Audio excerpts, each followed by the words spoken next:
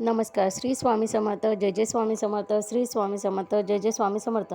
बघा मैत्रिणींनो, तुम्ही दिवाळी, भाऊबीज, पाडवा हा सण मी ज्याप्रमाणे सांगितला त्या पद्धतीने साजरा केलाच असेल, त्यावरून तुम्हाला चांगलाच अनुभव आला असेल. तर आज आपण तुळशी विवाह म्हणजे तुळशीच्या लग्नाबद्दल बघणार आहोत.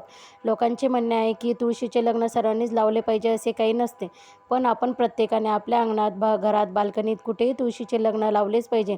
कारण ज्या घरात नवरा बायकोमध्ये नेहमीच भांडणे होतात, ज्या घरात नवरा बायकोचे पटत नाही, वेळ घटस्फोटावर येते, ज्या घरात मुलगा किंवा मुलगी लग्नाचे आहे, ज्या घरात मुलगा किंवा मुलीचे लग्न लवकर जमत नाही, अडथळे येतात, असे सर्व प्रश्न आपण जर आपल्या घरात तुळशीचे लग्न लावल्याने सुटतात.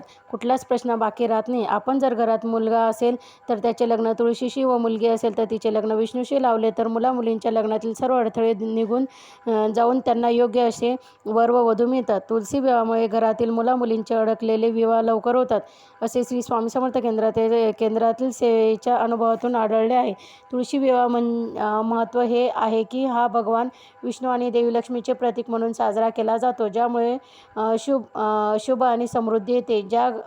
या दिवशी भगवान विष्णू 4 महिन्यांच्या निद्रेतून जागे होतात आणि तुळशीचे लग्न त्यांच्याशी लावले जाते, ज्याला कन्यादान करण्यासारखे पुण्य समजले जाते, ज्यामुळे विवाहित जोडप्यांना सुख समृद्धी मिळते. या विवाहानंतर शुभ कार्यांना सुरुवात होते.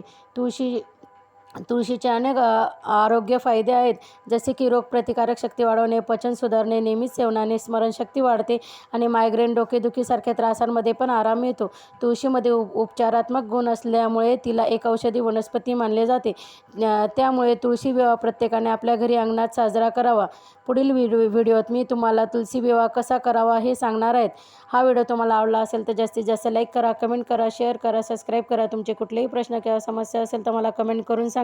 मी जरूर मार्गदर्शन करेन. श्री स्वामी समर्थ. जय जय स्वामी समर्थ. श्री स्वामी समर्थ. जय जय स्वामी समर्थ. धन्यवाद.